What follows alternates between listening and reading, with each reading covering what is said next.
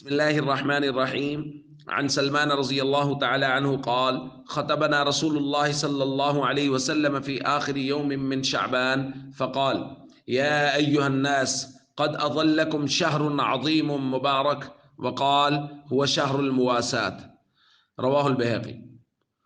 حضرت سلمان رضی اللہ تعالیٰ عنہ فرماتے ہیں نبی کریم صلی اللہ علیہ وسلم نے ہمیں شعبان کی آخری تاریخ میں خطبہ ارشاد فرمایا اور فرمایا: اے لوگو، تمہارے پاس ایک عظیم برکتوں والا مہینہ آ رہا ہے۔ اور پھر کچھ الفاظ کے بعد ارشاد فرمایا کہ یہ رمضان المبارک غمخاری کا مہینہ ہے۔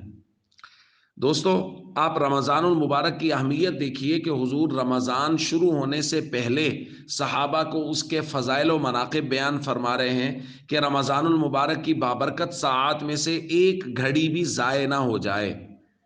اور پھر دیکھیے اس مہینے کے بارے میں خاص طور پہ یہ ارشاد فرمایا کہ یہ غمخاری کا، مواسات کا مہینہ ہے۔ اور ہمارا بیان بھی چونکہ انفاق فی سبیل اللہ کا، زکوٰۃ وغیرہ کا چل رہا ہے کہ لوگوں کی غمخاری کرنا، ضرورت مند لوگوں کی ضرورت کو پورا کرنا، جس کے یہاں کھانے کی ضرورت ہے اس کے کھانے کی ضرورت کو پورا کرنا، مدارس، مساجد، یتامہ، مساکین، ان کی ضروریات کو پورا کرنا۔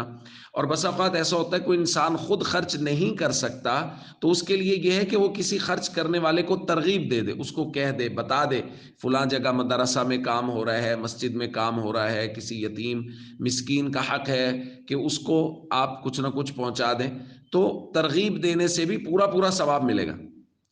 اور میں یہ کہا کرتا ہوں بعض لوگ ایسے ہیں جن کو پیسوں کی ضرورت نہیں ہوتی، ان کو ہم اپنا وقت دے دیں تو وہ خوش ہو جاتے، خاندان کے بڑے بزرگ ہیں یا اور کچھ لوگ ایسے ہوتے ہیں کہ جن کے پاس 10 منٹ بیٹھ جائیں تو وہی ان کی غمخواری ہوتی ہے۔ تو اس لیے ہم سب کو چاہیے رمضان المبارک کی بھرپور تیاری کریں، ابھی سے اپنے معمولات کو درست کریں، اپنی ایک ترتیب بنا لیں کہ کس وقت میں ذکر کرنا ہے، تلاوت کرنی ہے، اضافی عبادات کا معمول بنائیں، فرائض سے ہٹ کے کچھ عبادات، تاکہ یہ رمضان المبارک کی بابرکت ساعات وہ بہت زیادہ قیمتی بن جائیں۔ السلام علیکم ورحمۃ اللہ وبرکاتہ۔